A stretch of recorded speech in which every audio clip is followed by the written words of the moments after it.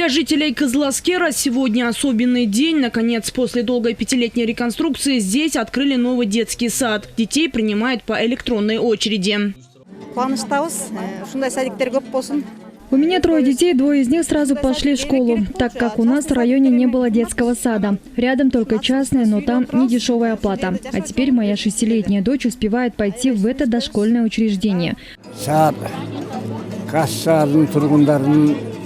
Балдарына, еңбекшілеріне ақ қысматын өтетіп болу үшін менен келдік.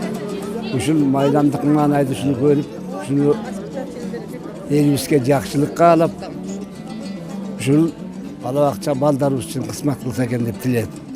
Биздин неберелерибиз ушу садиктен тарбияланган. Мой внук ходит в частный садик. Теперь я хочу перевести его сюда. Самое главное, предусмотрены все условия для детей. Бардығы ушу частный болчу да, бизге ушундай гос садик керек болчу, рахмат. Аябай коосон кылып жасалгалы атат. Буюрса биз да кирип калалы деп атабыз.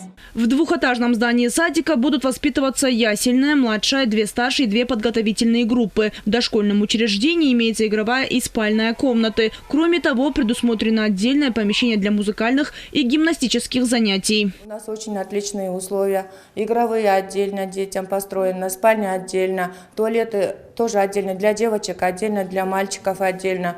Мы уже приняли сотрудников, у всех есть образование, у всех есть опыт работы, стаж работы. Общая стоимость проекта – 69 миллионов сомов. По словам мэра Эмильбека Абдыкадырова, в этом году построят 14 новых детских садов. Конечно, школу тоже будем строить. У нас 4 школы в этом году тоже будем строить.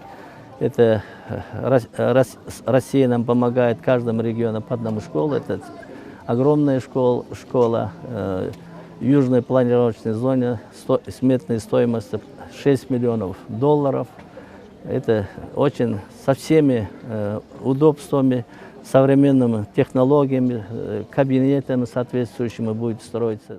Площадь помещения составит 1500 квадратных метров, а площадь территории в полгектара. Также благоустроена территория, установлены детские площадки для каждой группы отдельно.